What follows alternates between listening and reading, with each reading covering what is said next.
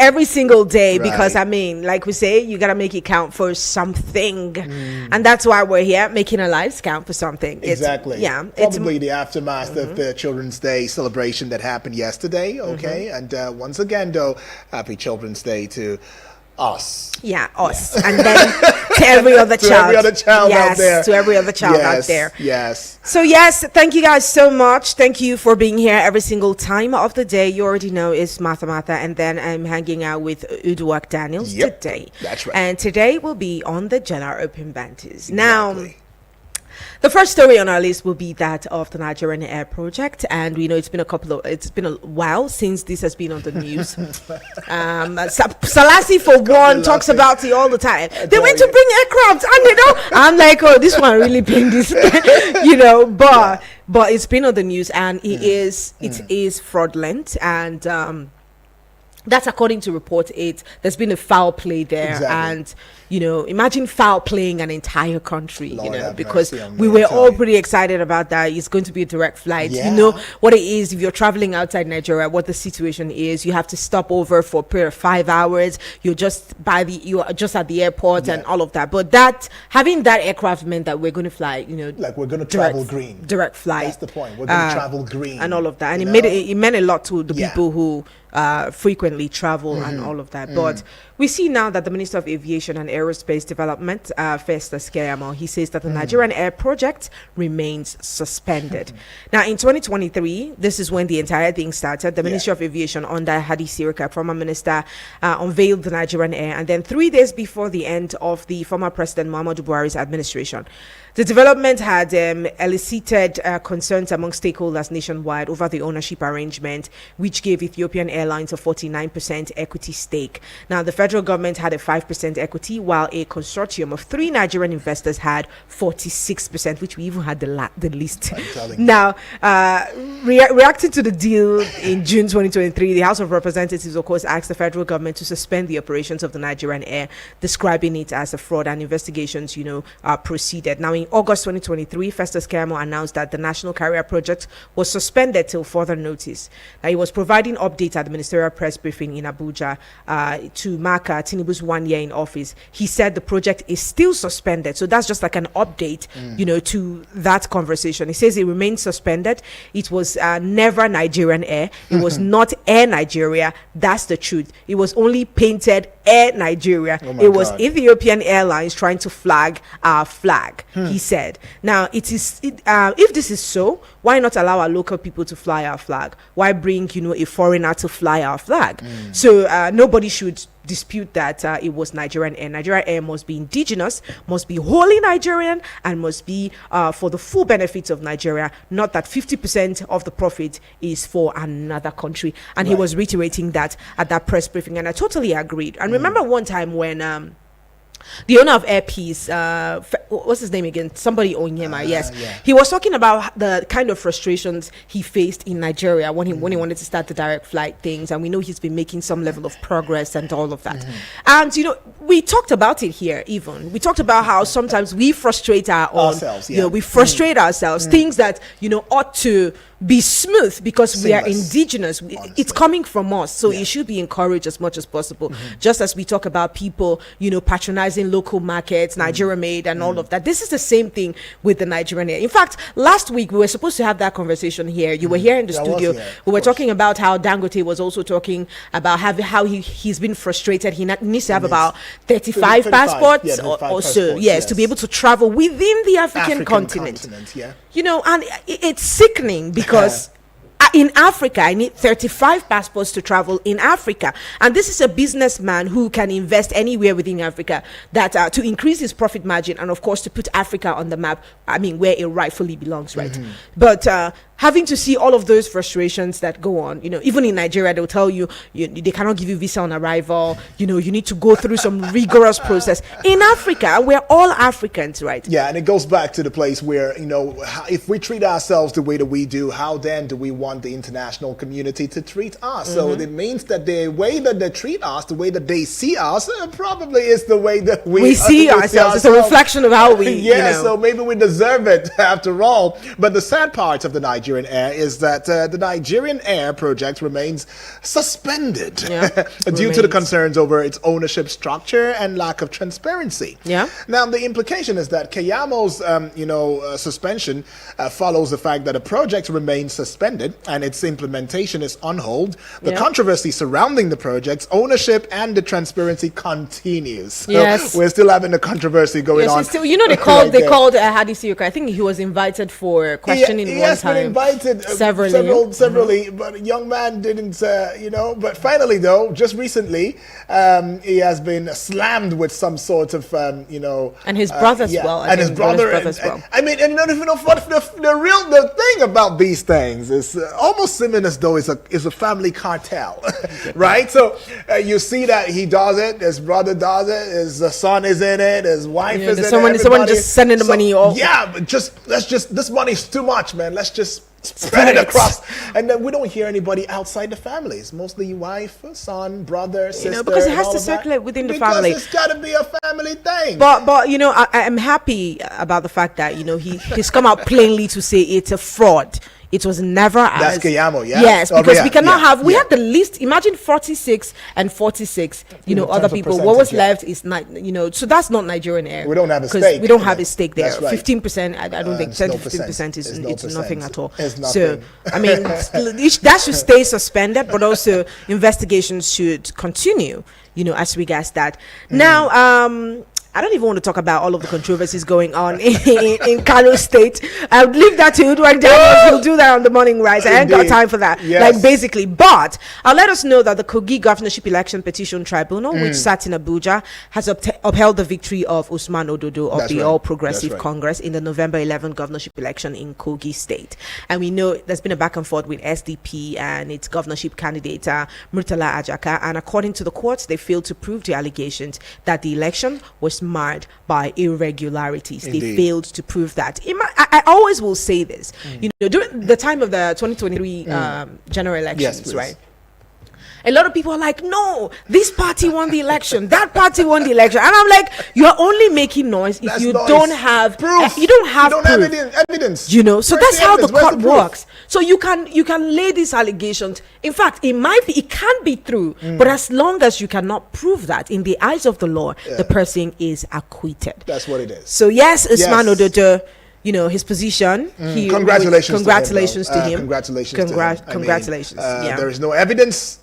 There is no proof. And then let's also stop the narrative of we already know what is going on there. We already know, please. If you know, then... If you know, where's the proof? Step forward with the proof. Step forward with it, okay? So that we can find heads way. And it's all about democracy, right? And getting the right people in the right place, okay? So that is about that. Now, the final story we'll be talking about today will be about the student loan. Now, the Academic Staff Union of Universities, that's ASU, Calabar Zone, they came out and expressed their reservations about the federal government's student loan. And according to them, they described it as a ploy to enslave Nigerian students and make them remain indebted to the country forever. Now, the federal government student loan officially came on stream last Friday when the portal of loan applications opened. And I've been trying to get across to anyone who applied so that we can be aware of the entire process, how rigorous or how seamless it is, so that we can have that conversation here on radio. But let's hear what you think about that. What ASU, the Calabar Zone, has said. Because if you are in tune with international communities, you know that the student loan is a thing. It's a dreaded thing like, because they are so scared. Most times you go to churches and you see people talk about how they are in this student loan. We have even had instances where people committed suicide because the loan was accumulating and they didn't have money to pay up that loan within the specified time. Within the specified time. So you put a lot of pressure on them, so they decided to end it all because of that. Now, this is Nigeria again. We might not have a couple of people who will end their lives because I think that we love our lives so much.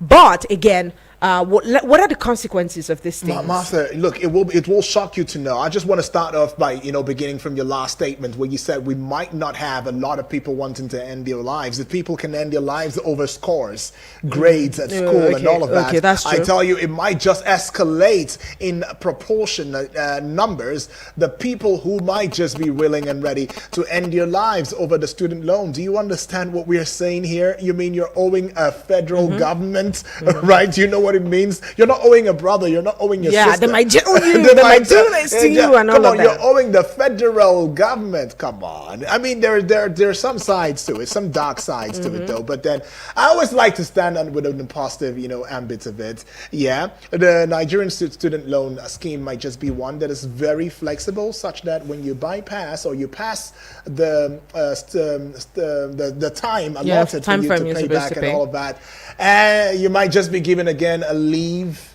A lease, maybe a leniency. Maybe Udok Daniel is part of a committee. I don't know that. I'm not part of the committee.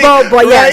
yes. But I'm just saying. But if we're going to go by this, based on what it is, in international standard and what it is, how dreaded this thing is, you might just want to put a peg on the student loan and say, my brother, my sister, I'm not collecting. And you have to be, there's certain things you need to factor in before you decide to take that loan. But yes, we will talk about that some other time. But the phone lines are open: 09073530044 or 09087668888. Hello, good morning to you. Hello, good morning. Hi, Selassie. How are you doing today? How are you doing? I'm fine. Some part of me knew you were going to be the first caller. With the ladies first.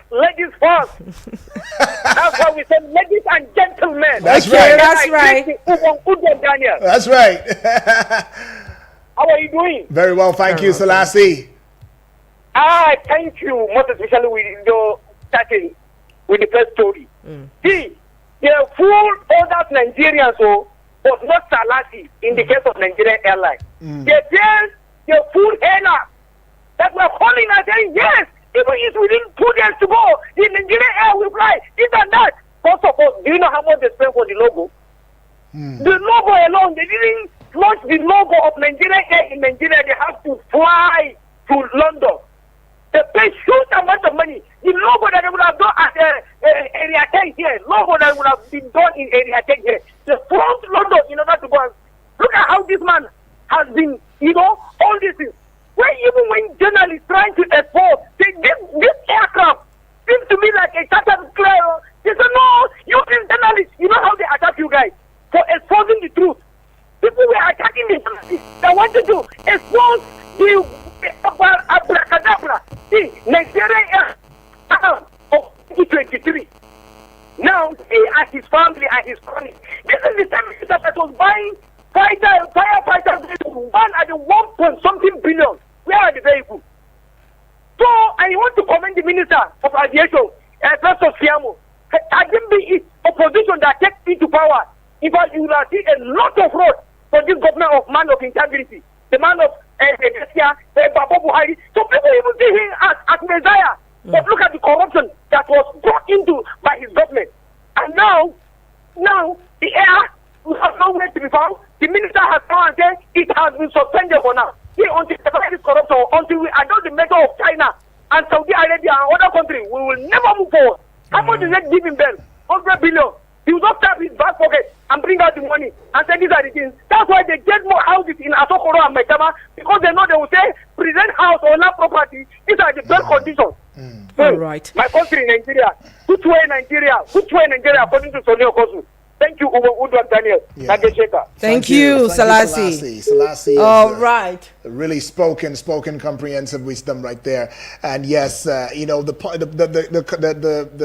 controversies that surrounded the entire process of that Nigerian air is one that when I remember now, it makes me just shake my head like SMH. I'm like, oh my goodness, Lord have mercy on me. The logo, well, yeah, it wasn't very clear, how much it was spent on the logo. But yes, a couple of us, quite a number of us had believed and expected that some of these things that could have been locally done, would have been done here. But rather, we always have the knack for, the international. It came from international. We've spent loads and loads of this, loads and loads of money on this. So and that makes it automatically authentic. Yeah. Hello, good morning. Hello. Yes, good morning, and thanks for joining us on the show. Please tell us your name and where you're calling from. Okay, this is Mimi from Silesia. Hi, Mimi. It's good to have you join us. Let's hear Mimi. you.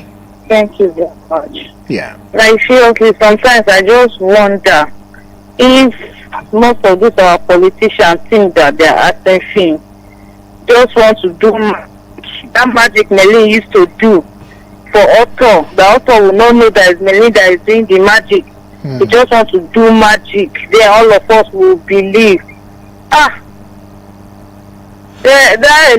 plain stuff, it really baffles me. I really love what I like to say. Something that they will just come and do, you say to or where you can see. We have so many people that they would design that logo back. You would think that it's from another place, but in Nigeria we have talented people. It's just that they don't know the value. I would just say because they're using it to eat money. That is right. They don't even want to know the value. They don't want to know if Nigeria can do it or Nigeria cannot do it. All right. Thank you so much, Mimi, for that. Talking about patronizing the Nigerian brand. And, of course, I agree that we're pretty talented in this part of the country. But, I mean, we just need someone who'd be able to harness that talent or those talents. And something she said, that really, touched me. It touched the innermost part of me. That would be the part of value. Do we value ourselves? I mean, it just goes on to the same thing. If we value the things that we did, maybe we will be able to begin to patronize us. Nobody will tell you to go and patronize Nigeria. No, you will be the one to patronize Nigeria. Nobody would ask you. It wouldn't be something where we have to preach and sing like a song, right? It will be something that we know that since we can trust our brothers, our sisters who are in the business of, manufacturing and all of that they will do the needful and use the right materials. Why not? But because we don't value ourselves, it has also gone to the way that some of these manufacturers also, knowing fully well that they don't get valued, they also devalue what they are doing and then send the caricature, parts to us. But it will amaze you that some of the goods that we export, right, and we send outside the country, maybe to neighboring African countries, we do it with some value because indeed there is a value also added, to some of these, things. Well, we must also commend the federal government. I saw somewhere, was it maybe during the week or last week, where there were talks about consolidating on the Aba manufacturers and all of that. I think I saw a documentary. To allow for them to begin to, do things, whereby we'll be able to be confident about, we'll be proud of, and as well see the gains of what it was that they have produced, having a very positive impact in our lives, right? So it's not going to be a case of what I ordered versus what I but got. even the copies, they try so much. They try. There's some things that you'd buy that if you don't take a close look at it, you'd hardly be able to tell that. Maybe they have a problem with spelling sometimes, but there are some things that when they copy, you see those ones, you'd hardly be able to tell that, this is a copied version of something. Argue. So I think if these people are provided with the right materials and all of that again, it's just part of the conversation, taking it out there to do. And if we see the figureheads do this, what sort of encouragement or what sort of message do we pass out there, to other Nigerians? So I don't trust Nigeria. I don't trust what they can do. Right. So I take these things and do them outside, even when I know people in Nigeria are capable of doing even better things or even more, So they might be discouraged. But that documentary, hopefully we might be able to drop the link on our Instagram page, so that you can just click the link and watch. I think it was very helpful. It was very helpful to watch that documentary. And trust me, this is what we need. Harnessed people, provides enabling environment for businesses and, to thrive. So these are big. This is everything, right? I tell you. Hello, good morning. Yes, welcome and thanks for joining us. You sound a bit low. Can you speak up? Yes, you do sound low.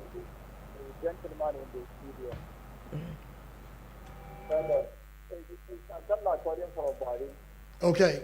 Abdallah, when are we going to have the network is volume is always like okay. On the issue of this student loan, national education loan fund. Can you hear me? Yes, go ahead, Abdallah. Yes, what I'm saying, it is a welcome development. Okay. That is on my own part. That is my personal opinion. Okay.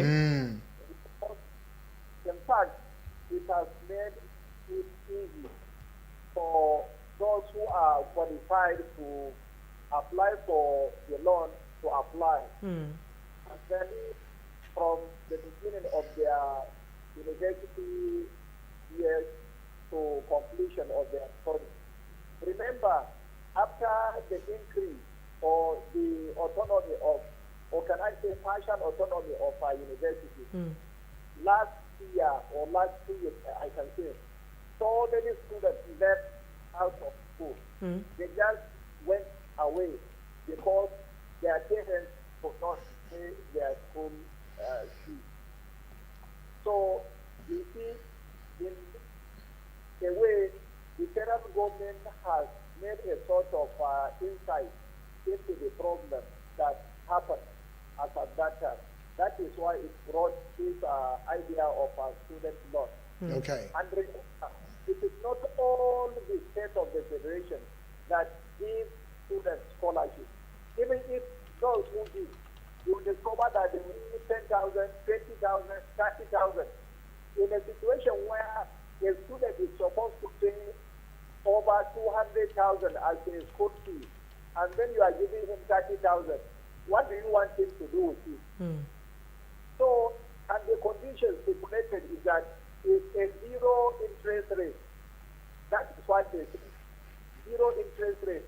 Which is to say, whatever amount given to you from the beginning to the end of your course, you are not going to pay a kobo as interest. And apart from that, immediately after you graduate, after you are NYC, then they will, if you secure employment, it is from your salary at source that they will be deducted.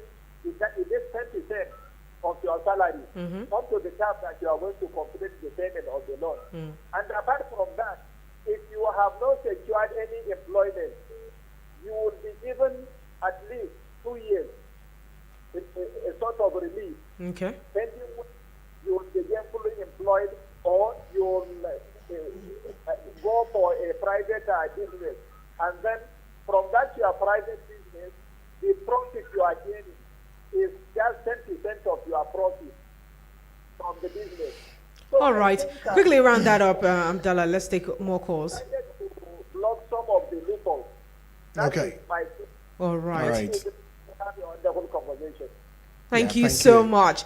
He's talking about the government blurring the loopholes, and Right. I think I totally. Oh no, I think I totally agree with that. You know, there might be some loopholes. I think it can be better. Sure, it you can know. be. So, and I'm sure that those things will be put into consideration eventually. Hello, good morning.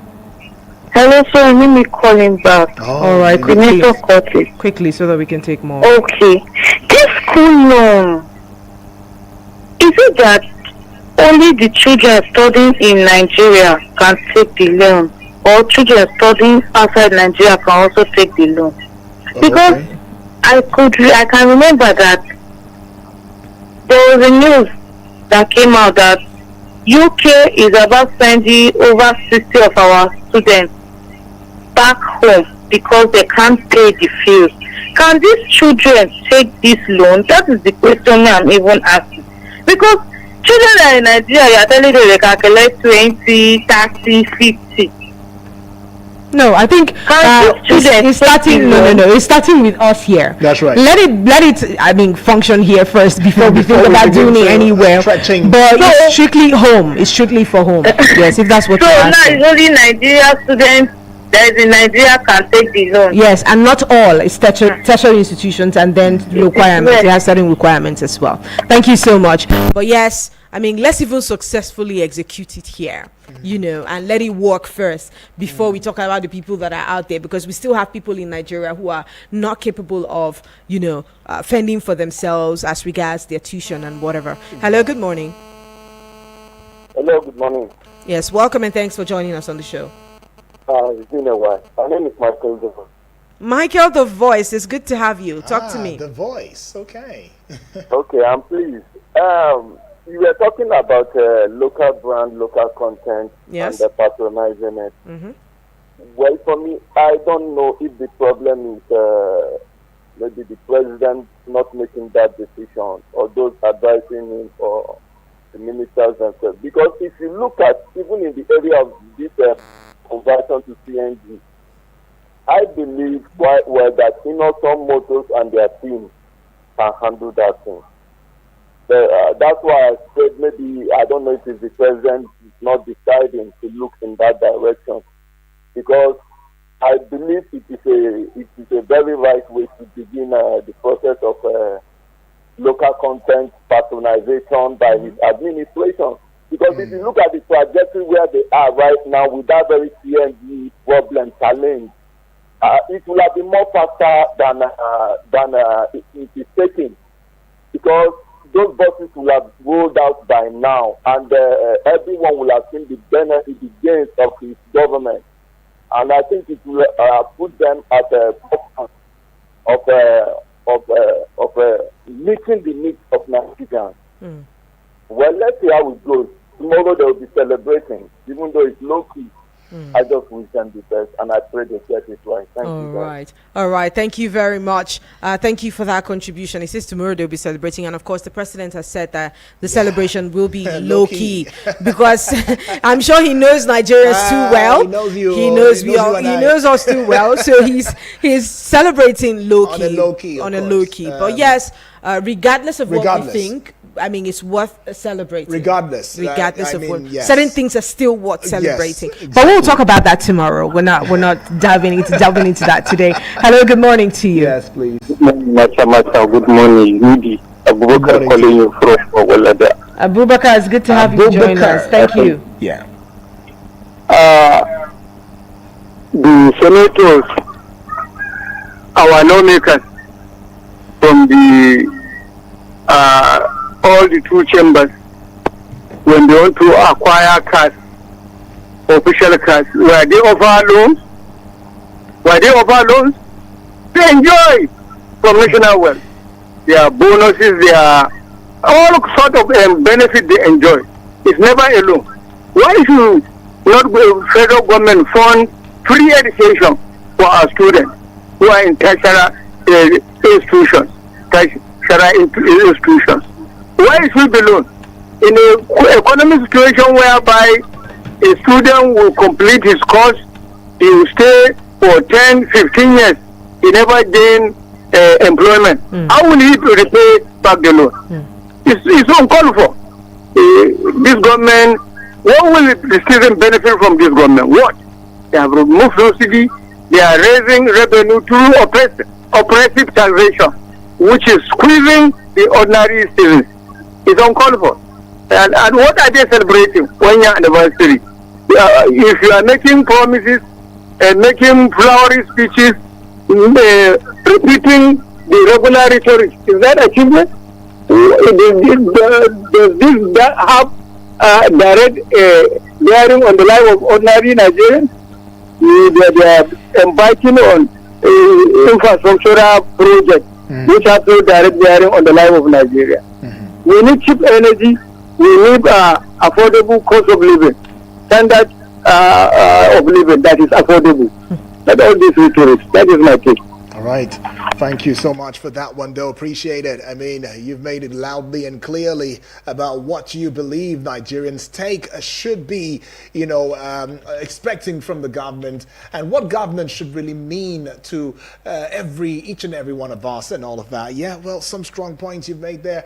But then we'll still keep hopes alive, yes, and also monitor what's going on and see how these things, pan out. And again, some of the things that he did mention, very valid points, like he said, exactly. Because he talked about how 15 years after graduation, people are still struggling with getting, employment, employment. In fact, I did talk about that yesterday, before that came up on the news and all of that. And I was saying certain people are still at home 15 years after school, 10 years after school. I have mates that probably graduated with and they've never been able to work and all of that stuff.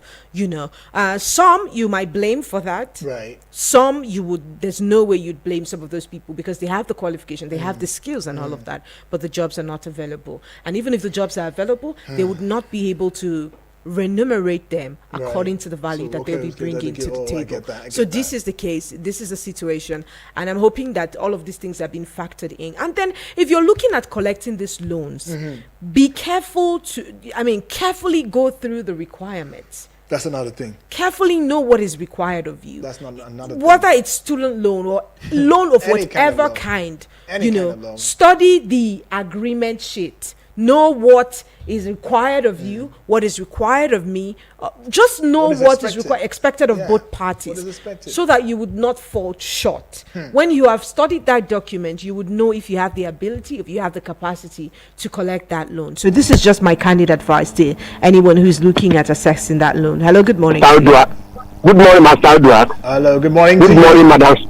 Good morning, Madam Speaker. Olajide from Museso. Good morning. Olajide. It's good to have you. Thank you so much. Thank you so much. On the 1 year anniversary of this administration, we always have two voices. Voice in favor and voice in against. No matter whatever we say, by on 29, they will still have something to show that they have done. Definitely. They will still. If for instance, look at FCT. If somebody demand has tried his best, at least under 1 year, we all can see it. Right. That means if today we have to conduct election in FCT today, will somebody tell me a weekend will not win? So let leave that way. On the issue of student loan, Madam Speaker, Master Edward, I always ask one question. The question is that which of the policy will government bring and Nigerians say, okay, let's embrace it? I'm asking that question. You're right. There's no any policy government brings, we will look for loopholes, we will be condemning it. Student loan, at least, in UK, I do say it, Madam Speaker. I've been to UK more than 4 times. Right. There's no free education in UK. You pay through your nose. You pay through your nose for education. Especially if you want to go to some certain university in UK.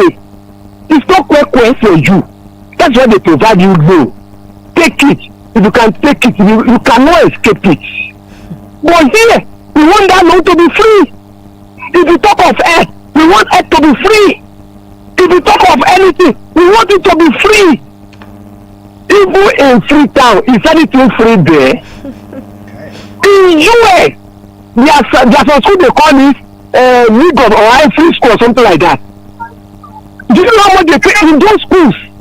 It's not for quick people. You pay to, and people don't even go for it. They go for National University. There, the one they can able to go.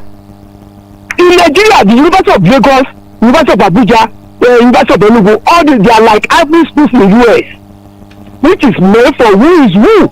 But here in Nigeria, anybody can go.